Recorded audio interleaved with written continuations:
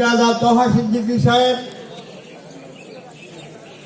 এবং আরো পীরজাদারা এবং উলামায়ে কেরাম আমার সামনে উপস্থিত শ্রদ্ধাভাজন আমার দেশবাসীবৃন্দ, আজকে পীর ফতেহ আলী ঐশীর স্মরণে আজকে সভা। আমরা যখন 25 বছর আগে রহিম ওয়াকাফ স্টেটের কেস করেছিলাম, তখন বোর্ড অফ ওয়াকাফে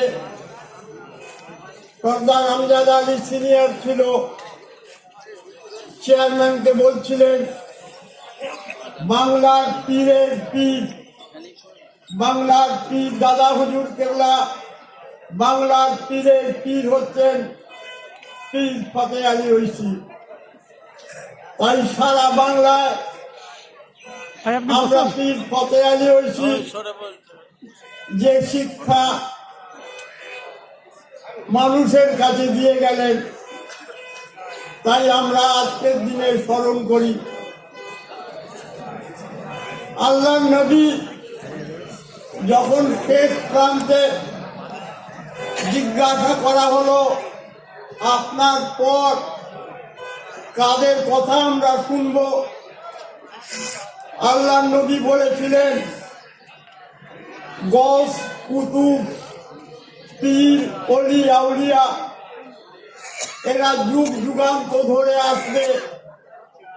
পৃথিবীর মানুষ তোমরা কার কথা, তাদের কথা শুনো।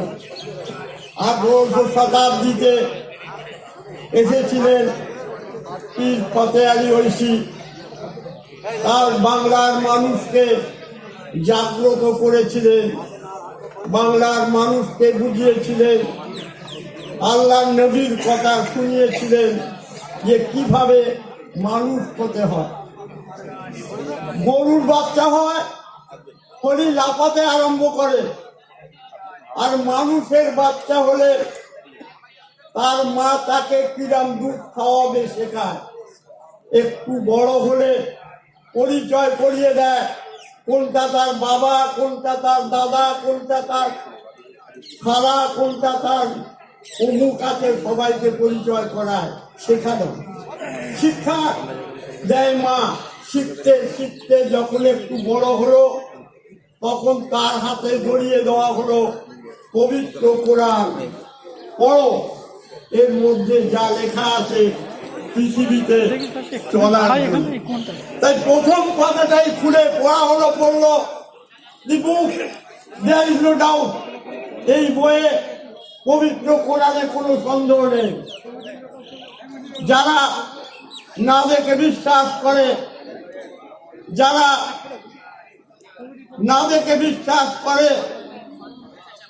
নামাজ কায়েম করে, আর এই কোরআন পথ প্রদর্শক, খোদা বিরুদ্ধের জন্য রাস্তা দেখায় মানুষকে পৃথিবীতে কেমন ভাবে চলবে, কেমন ভাবে থাকবে।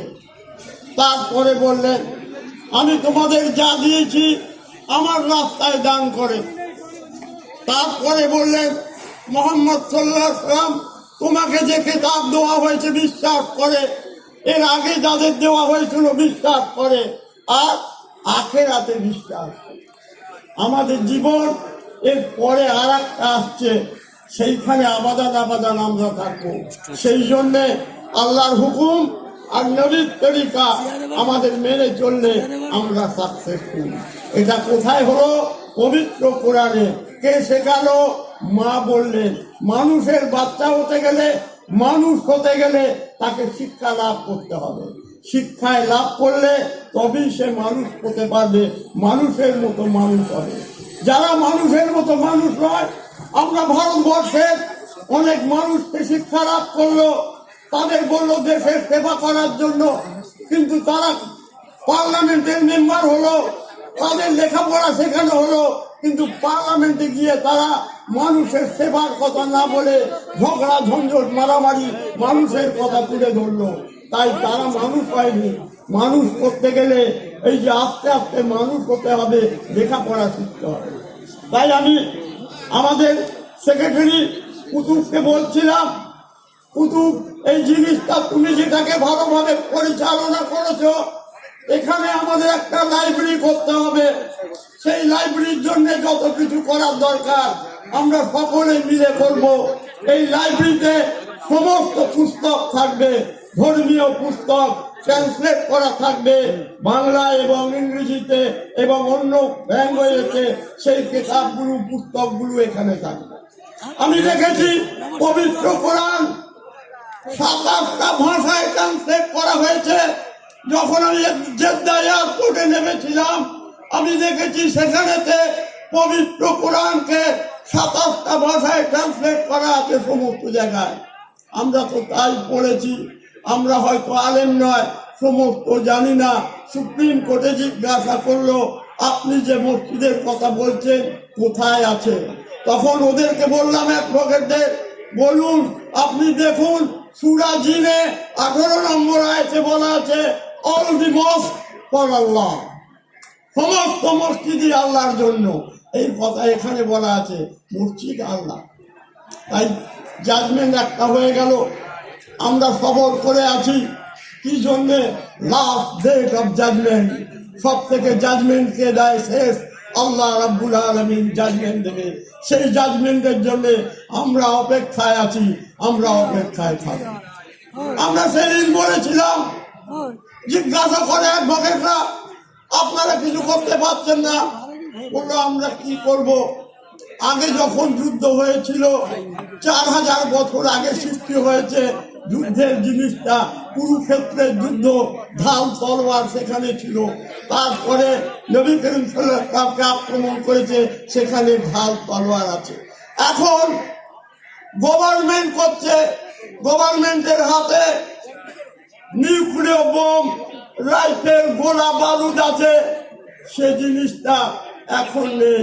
অতএব আমরা শান্তিপূর্ণভাবে ভাইয়ে ভাইয়ে মিলেমিশে আমরা প্রতিবাদ করব।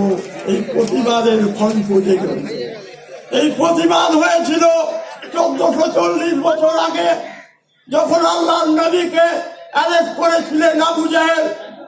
তখন সৌদি আরবে একটা ঘরে আওয়াজ উঠলো, এই দেখো মুহাম্মদের মতো লোককে ভারত ছেড়ে সৎ ন্যায়নিষ্ঠবান। তাই প্রতিবাদ জানিয়েছিল নন মুসলিম। তারপরে সে প্রতিবাদ জানানো আর একটা নন মুসলিম তখন গিয়ে গেল আবু জেহেলের কাছে, তালাক হলো, আল্লাহ নবীকে তুমি ওখান জেল থেকে সরাও। সেই আবু জেহেল তালার চাবি দিয়ে দিয়েছিল, সরিয়ে গেল। সেখানে প্রতিবাদের ঝড় উঠেছিল।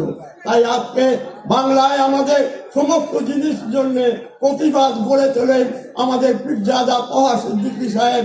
সমস্ত জায়গায় যেখানে যেখানে প্রতিবাদ করা উনি ডাকেন আমাদের, আপনারা আসুন সমস্ত জায়গায় প্রতিবাদ করার জন্য। তাই এমন আমরা পেয়েছি লিডারকে যে প্রতিবাদ করার জন্য সারা বাংলায় প্রতিবাদ করেন। বাংলার মুখ্যমন্ত্রীর সঙ্গে দেখা করলেন, করে সমস্ত ঘটনা বললেন কি কি করতে হবে, তাই তিনিও বলে গেলেন। আজকে রহিম ওয়াকাফ স্টেটের সমস্ত যে কুতুবুদ্দিন আমাদের জেনারেল সেক্রেটারি সুন্দরভাবে সবগুলোকে তৈরি করেছেন। আমরা তাই দুহাত তুলে ওর জন্য আমরা আর মহান আল্লাহর কাছে আর প্রার্থনা করি, আল্লাহর কাছে দোয়া চাই যে আল্লাহ রাব্বুল